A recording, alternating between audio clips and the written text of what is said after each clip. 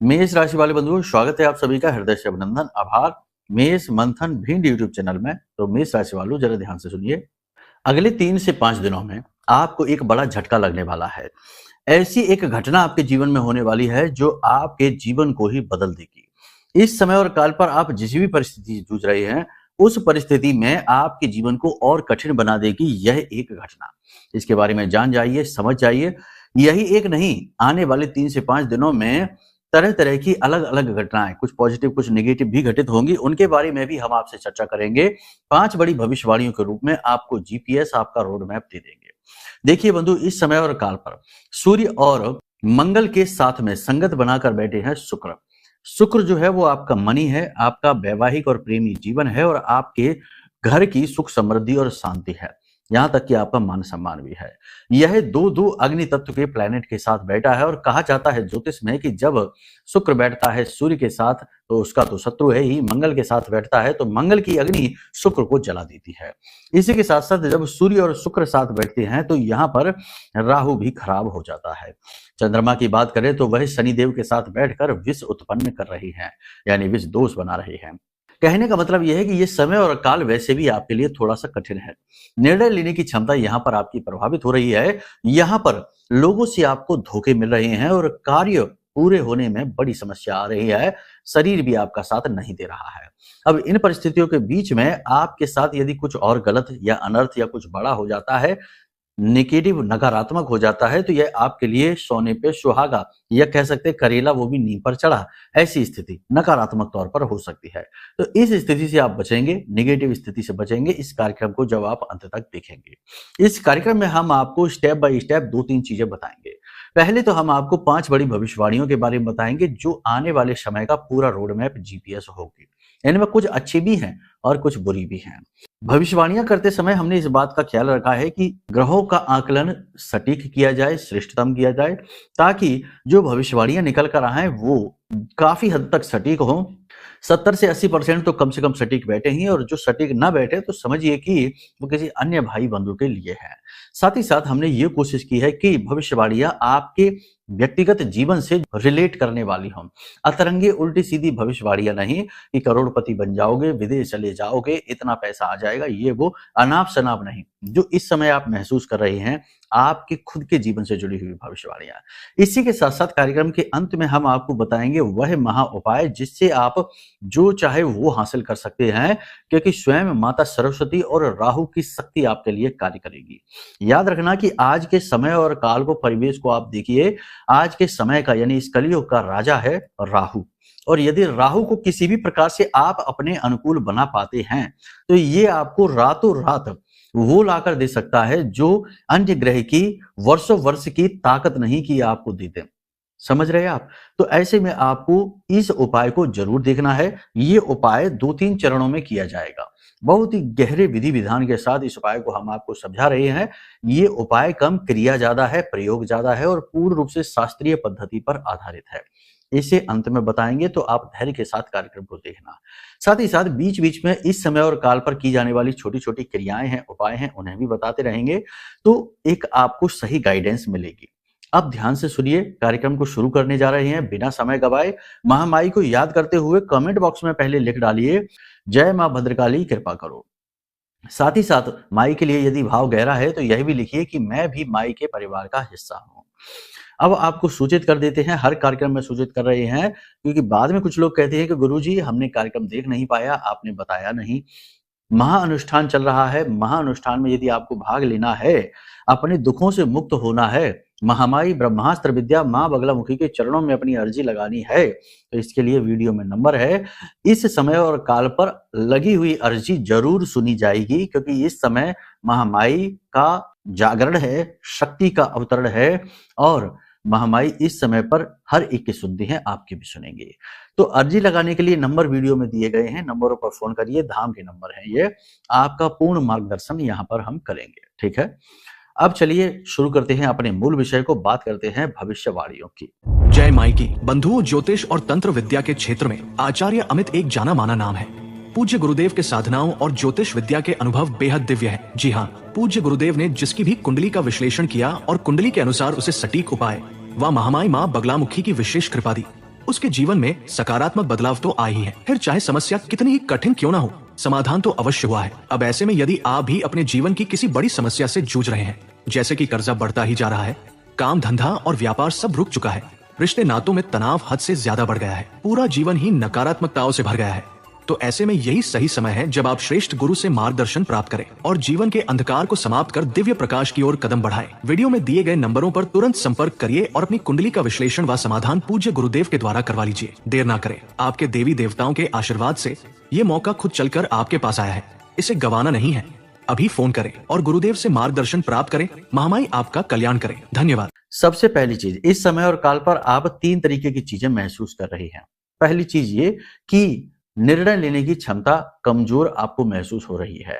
तरह तरह की सोच विचार, लोगों की तरह तरह की बातें, अपने खुद में भी, मन में भी तरह तरह के विचार उठ रहे हैं। कंफ्यूज आप महसूस कर रहे हैं अपने आप को। आप समझ नहीं पा रहे हैं कि क्या करें क्या ना करें। अब ऐसे में छोटी छोटी बातों के लिए भी आप दूसरों पर निर्भर हैं। छोटी छोटी सलाह, छोटी छोटी बातें भी दूसरों की सलाह से ही आप कर पा रहे हैं। यह स्थिति विषम है और यह स्थिति बन ही इसलिए रही है क्योंकि शनि चंद्रमा कमजोर है, खराब है, शनि के साथ है, मानसिक विष उत्पन्न कर रहा है। निर्णय लेने की क्षमता पूरी तरीके से प्रभावित है।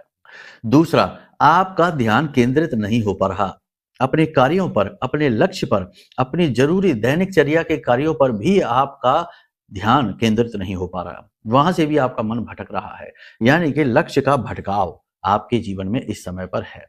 इसी के साथ साथ तीसरा सबसे बड़ी बात कि अपनों के ही द्वारा किया जाने वाला दोहरा व्यवहार, यानी कि आपके जो अपने हैं, जिन्हें आप अपना सब कुछ मानते हैं, सगा मानते हैं, जिनसे प्रेम करते हैं, वो ही लोग कहीं ना कहीं आपके साथ सौतेला, ये कह सकते हैं दोहरा व्यवहार कर रहे हैं। ये स्थिति भी आपको कष्ट देने वाली है, परेशान करने वाली है, दुख देने वाली है।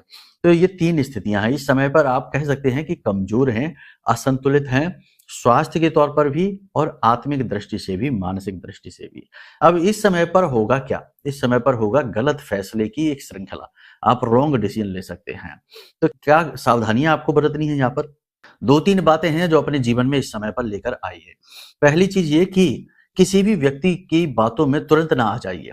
किसी ने कोई बात कही और उसकी बातों में प्रभावित हो गए बड़ी जल्दी, क्योंकि इस समय आप होंगे किसी से बड़ी जल्दी प्रभावित होंगे, उसकी बातों में आपको रुचि आ जाएगी, उसकी ओर आकर्षित हो जाएंगे और उसकी बातों में आकर आप गलत फैसला लेंगे। ठीक है, तो ये एक चीज हो गई कि किसी की बातों में आपको नहीं आना है।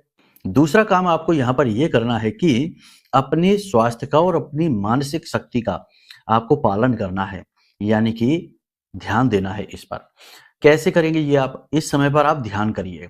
योग, प्राणायाम और अध्यात्म उस समय काम आते हैं जब संसार में कोई भी काम नहीं आता, यानी आप स्वयं भी अपने सहायक नहीं बन पाते। उस समय अध्यात्म आपका सहायक बनता है, गुरु बनता है। तो आपको आध्यात्मिक होना है।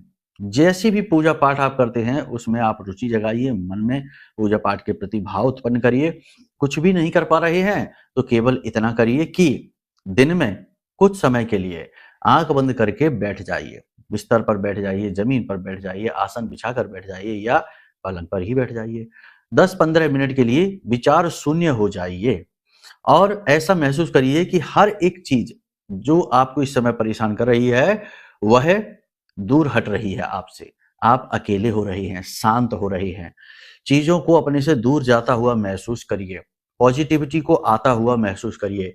ईश्वर की कृपा का एक सुनहरा कोहरा अपने आसपास महसूस करिए, एक सुनहरी धुंध जो भगवान की कृपा के साथ आई है उनका रूप बनकर, उसमें आप डूब रहे हैं, ऐसा महसूस करिए। ये धारणा है, शुभ धारणा है।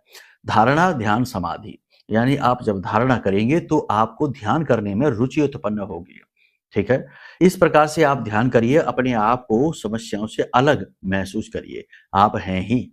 अब आप समझिए कि आपके जीवन में जो भी समस्या है, कर्ज की समस्या चल रही हो, चाहे बेरोजगारी की समस्या चल रही हो, चाहे रिश्ता टूट रहा हो, कोई भी समस्या चल रही हो, आप वो समस्या का हिस्सा जरूर है, लेकिन आपसे वह समस्या जुड़ी हुई नहीं है। आप उस समस्या से अलग हैं, केवल आप उसे एक्सपीरियंस कर रहे हैं। जैसे मानकर चलते हैं किसी स्विमिंग पूल में, किसी तालाब में कोई उतरता है तैरने के लिए, तो वहां पर वह पानी का अनुभव कर रहा है। वह पानी का हिस्सा नहीं है, पानी से वह पूर्ण रूप से अलग है। वह केवल उस पानी का अनुभव लेने के लिए उसमें उतरा है। तो अब दो रास्ते हैं। जो कमजोर बुद्धि का इंसान है, या कह सकते हैं कि जो अविद्या का शिकार है, वह उस पानी में रहने के अनुभव को इतना गहराई से अनुभव करेगा कि फिर वह उसी को हिस्सा मानेगा। तो जब जब वह पानी से दूर जाएगा उसे दुख होगा, या फिर पानी में रहते हुए उसे जब परेशानी आएगी तो वह पानी से अलग तो हो नहीं पा रहा और पानी में रहते हुए भी दिक्कत में है, यानी कि रोना रोता रहेगा। कहने का मतलब ये है कि शब्दों को आप समझिए और भाव को समझिए कि आप अलग हैं, आपकी समस्या अलग है। ये समस्याएं तो अनंत काल से चलती चली आ रही हैं, हर युग, हर समाज में, हर व्यक्ति के साथ रही हैं। लेकिन आप जो है ना, वो यूनिक हैं, आप अद्भुत हैं, आप उस परम तत्व, ब्रह्म तत्व के साथ हैं, उसी का अंश है। आप तो केवल अनुभव लेने आए हैं, तो इसे एक अनुभव की तरह स्वीकार करिए। अपने शरीर का, अपने मन का, अपने जीवन का हिस्सा ना बनाइए, बस इसे एक अनुभव लीजिए, ठीक है? जैसा भी आपको ठीक लगे वैसा, बस आप समस्या से अलग है, समस्या अलग है, आप अलग है, ऐसा महसूस करेंगे तो आपको बहुत रिलीफ महसूस होगा। आंखें बंद करके बैठिए। अगर आपको ये सारी चीजों में दिक्कत हो रही है, कर नहीं पा रहे, तो आप अपने आराध्य का नाम लेना शुरू करिए आंख बंद करके। मन ही मन नाम लीजिए और मन ही मन आप यह विचार भी बनाइए कि आराध्य की कृपा आपके ऊपर बरस रही है। ठीक है? आपके ऊपर आराध्य की, आपके भगवान की कृपा बरस रही है, उन्होंने आपके सिर पर अपना हाथ रख रखा है और उस हाथ से लगातार निरंतर ऊर्जा का प्रवाह हो रहा है जो आपके शरीर में समा रहा है। आप चारों तरफ से उस ऊर्जा से घिर रहे हैं। ऐसी धारणाएं जीवन में बहुत आवश्यक है, ये स्कूलों में सिखाई जानी चाहिए, ये योग के अभ्यास हैं। और आज के समय और काल में शिक्षा का स्तर भले ही ऊंचा हो गया हो लोगों का, बड़ी-बड़ी टॉप रैंकर पीएचडी तक हमारे पास आते हैं अपनी कुंडलियां कराने और बड़े ही व्यथित हैं, छोटी-छोटी बातों में दुखी दिखाई देते हैं। जबकि इतने ज्ञानी लोग हैं, डॉक्टरेट की उपाधि लेकर बैठे हैं, फिर भी दुखी हैं। क्यों? क्योंकि शिक्षा का स्तर तो ऊंचा हो गया है, लेकिन समझ ये नहीं विकसित हुई, क्योंकि ये तो विकसित तभी होगी जब आप योग, आध्यात्म में उतरेंगे। समझ रहे हैं ना? यानी गुरु प्रबल नहीं है, केवल बुद्ध प्रबल हो गया। इंफॉर्मेशन बहुत सारी है, ढेर सारी इंफॉर्मेशन है, सब कुछ पता है दुनियादारी का, खुद के बारे में ही कुछ नहीं पता है, यानी गुरु कमजोर है। तो ये स्थितियां तभी उत्पन्न होती हैं। समझ रहे हैं? जब आप इस तरह से जिएंगे तो धीरे-धीरे आप अपने आसपास के वातावरण को बदलता महसूस करेंगे, परेशानियों को विलीन होता महसूस करेंगे, क्योंकि यत् पिंडे तत् ब्रह्मांडे। आप यदि शांति सुकून में हैं, तो आपके आसपास की जो प्रॉब्लम्स है ना, वो ज्यादा समय ठहर ही नहीं सकती, उन्हें गायब होना ही पड़ेगा। वो किसी और को ढूंढ लेंगे जो आप जैसा व्याकुल होगा इस समय पर। तो कहने का मतलब ये है कि जाकी रही भावना जैसी, तिन मूरत देखी प्रभु तैसी। ईश्वर की जैसी आपके मन में भावना है, वैसी ही मूर्ति दिखाई देगी। कहने का मतलब ये है, अपने आप पर काम करिए, ठीक है? अब इस समय और काल पर आप 3 प्रकार के फैसले गलत ले सकते हैं। पहला, पैसे से जुड़ा हुआ फैसला किसी की बातों में आकर न लीजिए। कोई लंबा-चौड़ा बड़ा इन्वेस्टमेंट ना करिए। शेयर मार्केट आदि से जुड़े हुए लोग हैं, वो थोड़ा-सा सावधान रहें। लंबे-चौड़े बड़े इन्वेस्टमेंट आप ना करें। दूसरा यहाँ पर कि अपनी कल्पनाओं में ना रहें, यथार्थ में आकर जिएं, वास्तविक जीवन को देखें। जो आपके सपने हैं, जो आपके विचार हैं, उन पर काम करिए, लेकिन रियलिटी में जीना सीखिए। तीसरा, लोग आपके बारे में अफवाह उड़ा सकते हैं, अनाप-शनाप बातें फैला सकते हैं, तो थोड़ा-सा संभल कर चलिए, ठीक है? लोगों से सतर्क रहिए। दिमाग में अच्छे-बुरे तमाम तरीके के विचार उठेंगे जो आपको गलत निर्णय लेने के लिए मजबूर करेंगे, तो थोड़ा इस पर कार्य करिए, विचार केंद्रित करिए। इसी के बारे में तो इतना लंबा-चौड़ा लेक्चर दिया हमने। अब व्यापार को बढ़ाने में आप कामयाब रहेंगे, एक्स्ट्रा इनकम सोर्स जनरेट कर पाएंगे, लेकिन इस चक्कर में आप कुछ गलत फैसला ले सकते हैं, तो जल्दबाजी में ना फैसला लें और जो मूल व्यवसाय चल रहा है उस पर ध्यान दें। पैसे रुपए के बंटवारे को लेकर या प्रॉपर्टी के बंटवारे को लेकर किसी प्रकार का घर में छोटा-मोटा क्लेश हो सकता है। हालांकि भाइयों के साथ में थोड़ा बहुत मनमुटाव रह सकता है, लेकिन आमने-सामने की लड़ाई नहीं होगी। पिता के साथ किसी प्रकार की अनबन हो सकती है। इस समय और काल पर आप अध्यात्म की ओर रुझान बढ़ाएंगे, दान पुण्य कर्म करेंगे और तीर्थ यात्राओं पर भी जाएंगे। परिवार के साथ किसी प्रकार की धार्मिक यात्रा पर आप जाएंगे। राजनीति से जुड़े हुए जो लोग हैं, वो अपना वर्चस्व बनाने की, अपनी छवि को सुधारने की लड़ाई लड़ेंगे। परिवार में किसी प्रकार का विवाद हो सकता है, प्रॉपर्टी को लेकर, बंटवारे को लेकर। ज्यादा बड़ा नहीं, बस छोटी-मोटी कहासुनी ही हो सकती है। कोई एक व्यक्ति है जो आपका अपमान कर सकता है, आपके बारे में गलत बात बोल सकता है, थोड़ा आत्मनियंत्रण की आवश्यकता है। अचानक से कोई बड़ा बदलाव किसी भी क्षेत्र में, किसी भी प्रकार का आपके लिए घातक होगा, थोड़ा संभल कर चलें। अनैतिक कार्यों से दूर रहें, क्योंकि कुछ लोग आपके आसपास ऐसे आएंगे जो आपको अनैतिक और गलत कार्यों को करने के लिए प्रेरित करेंगे। किसी भी व्यक्ति की गारंटी ना लें, किसी भी व्यक्ति के व्यक्तिगत जीवन में ताका-झाकी ना करें और उसे सलाह देने की कोशिश ना करें। जब तक कोई सलाह ना माँगे तब तक उसे सलाह ना दें, ज़बरदस्ती की सलाह उल्टा आपके ऊपर लांछन लगवा देगी। मोटापा इस समय बढ़ सकता है, स्थूलता बढ़ सकती है, शरीर के किसी विशेष भाग में दर्द लगातार रह सकता है। थोड़ा अपने स्वास्थ्य का ध्यान दीजिए, खान-पान पर ध्यान दीजिए, हल्का भोजन करिए, गरिष्ठ भोजन नहीं करना है और सात्विक भोजन करिए। तेल, मसालेदार और उल्टे-सीधे प्रकार का भोजन आप ना ग्रहण करिए, क्योंकि जैसा आहार वैसा विहार। इसी के साथ-साथ सबसे महत्वपूर्ण बात ये है कि अचानक से लंबी दूरी की यात्राएँ आप ना करिए। किसी भी व्यक्ति के साथ मुहवाद की स्थिति उत्पन्न न करिए, वरना आप ज़्यादा व्याकुल हो जाएँगे। चंद्रमा इस समय आपका खराब है, आपकी स्थिति खराब हो जाएगी। आपकी शक्ति व्यर्थ बर्बाद ना हो, इसके लिए आपको सोच समझकर कार्य करने की आवश्यकता है। बिना सोचे-समझे जल्दबाजी में किए गए कार्य आपको लाभ तो नहीं पहुँचाएँगे, बस आपकी एनर्जी को खराब करेंगे। इस समय और काल पर आपको सलाह ये दी जाती है कि रात्रि के समय वाहन ना चलाएँ, किसी अनजान व्यक्ति के साथ लंबी दूरी की यात्राएँ ना करें, किसी के द्वारा दी गई चीज़ें खाएँ ना, यानी कि अनजान व्यक्ति से कोई चीज़ खाने-पीने वाली मिले तो उसे खाएँ ना, भले ही वह प्रसाद ही क्यों ना हो।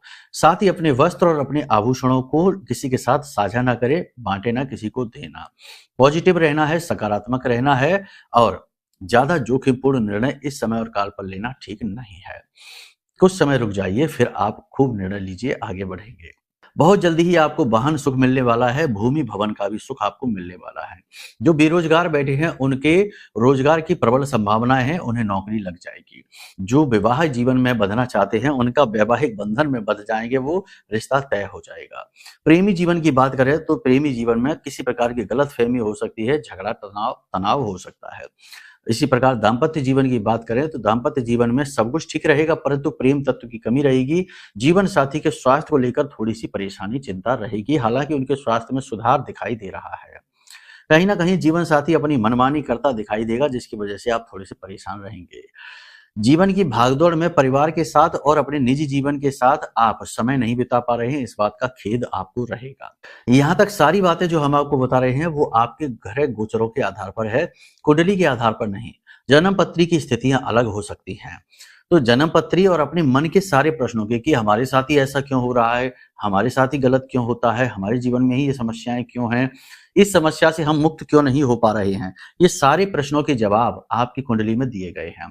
कुंडली दिखाइए, सारे प्रश्नों के जवाब आपको मिलेंगे। इसी के साथ साथ समाधान भी मिलेंगे, उपाय भी मिलेंगे सटीक, क्योंकि वो आपकी कुंडली के होंगे। ठीक है। कभी कभी ऐसा होता है कि जाने अनजाने हम अपने जीवन में नेगेटिविटी को अट्रैक्ट कर लेते हैं, नकारात्मकता आ जाती है और हमारे जीवन को बर्बाद करना शुरू कर देती है। किसी ने कोई तंत्र मंत्र कर दिया, किसी ने टोटका कर दिया, कभी हमसे ही कोई अनजाने में गलती हो गई, किसी की हाय बद्दुआ लग गई, या कुछ ना कुछ ऐसा हो गया जिसकी वजह से निगेटिविटी घर कर गई है। अब आपको तरक्की नहीं मिलेगी, आपकी बर्बादी शुरू हो गई है, स्वास्थ्य भी गिरेगा, रिश्ते भी खराब होंगे। तो ऐसी स्थिति से मुक्ति प्राप्त करने के लिए ब्रह्मास्त्र विद्या मां बगलामुखी से बेहतर कोई नहीं है। तो आप यदि चाहें तो यह महारक्षा कवच है जो हमने आपके लिए बनाया है। ब्रह्मास्त्र विद्या मां बगलामुखी के सबसे शक्तिशाली मंत्र से जागृत है, अभिमंत्रित है, हमारी साधनाओं का बल इसमें समाहित है। जब आप इसे मंगाएंगे तो इसके अनुभव आप खुद हमें बताएंगे फोन करके। अब तक ऐसा हुआ ही नहीं कि किसी ने कवच लिया हो और वह आज भी परेशान हो। बस इतना ही बहुत है, बाकी आप इसे मंगाइए, फिर अनुभव करिए। अब बात करते हैं उस उपाय की और क्रिया की और उस घटना की। तो सबसे बड़ी घटना आपको हम बता दें कि जिस काम को आप हुआ महसूस कर रहे हैं, अचानक से ऐसा होगा कि बुरी खबर मिलेगी और आपका वह काम रुक जाएगा। सरकार की तरफ से आपके ऊपर कोई कार्रवाई की जा सकती है, किसी प्रकार का कोई आपके ऊपर रेड वगैरह पड़ सकती है, कुछ भी ऐसा हो सकता है जो गवर्नमेंट की तरफ से होगा और आपको बहुत बड़ा झटका मिलेगा। कोई कॉन्ट्रैक्ट वगैरह है वो कैंसिल हो सकता है, बहुत सारी चीजें हैं। इसी के साथ साथ सबसे बड़ी बात यह है कि अचानक से दुर्घटना हो सकती है, क्योंकि विष दोष दुर्घटना कराता है। राहु भी इस समय निगेटिव है, तो ये दुर्घटना का योग है, तो थोड़ा संभल कर रहना है, वाहन आदि बहुत केयरफुली चलाना है। कोई पुराना रोग आपका उभर सकता है, तो थोड़ा संभल कर रहने की आवश्यकता है। तो इन चीजों से आप बचकर रहेंगे तो बहुत आराम से निकल जाएंगे। महामाई की शरण में रहिए, माई चाहेंगे तो कुछ भी नहीं होगा, बाल भी बांका नहीं होगा। ठीक है। अब बात करते हैं उपाय की और क्रियाओं की। तो देखो, उपाय तो हमने जो बताया था कि आपने सुना होगा कि जरा सोच समझकर बोलो, अगर जुबान पर सरस्वती बैठ गई तो बात सत्य हो जाएगी। तो इसी विषय पर आज प्रकाश फिर से डालते हैं, पहले भी डाला था। प्रतिदिन सुबह का यानी कि 3:15 बजे से लेके और 3:45 बजे तक का आधे घंटे का जो समय होता है, लगभग फिक्स नहीं होता, लगभग ये जो समय होता है, इस समय पर ब्रह्म मुहूर्त कहा जाता है। क्यों कहा जाता है ब्रह्म मुहूर्त? क्योंकि यहाँ पर माया बहुत गहरी नींद में सोई होती है और ब्रह्म की ऊर्जा वातावरण में तरंगों के रूप में फैली होती है। इसे कहा जाता है कि सप्त ऋषि इस समय आसमान में घूम रहे होते हैं और जो इंसान जो भी कुछ कर रहा होता है, उसे उसमें उन्नति का आशीर्वाद देते हैं तथास्तु के रूप में। इसी के साथ-साथ ज्योतिष की दृष्टि से देखा जाए तो इसे केतु का समय भी कहा जाता है और केतु हर एक असंभव को संभव बना सकता है। अब इन स्थितियों को देखते हुए ऐसा भी कहा जाता है कि इस समय और काल पर हर एक व्यक्ति की जुबान पर माता सरस्वती बैठती हैं। यदि वह इंसान इस समय और काल पर स्नान करके पूजा पाठ करे और भगवान का ध्यान करते हुए कोई भी बात बोले तो उसकी जुबान पर सरस्वती बैठती हैं। तो इसी लिहाज से 7 दिन का एक बड़ा प्रयोग है, आप इसे करके देखिए।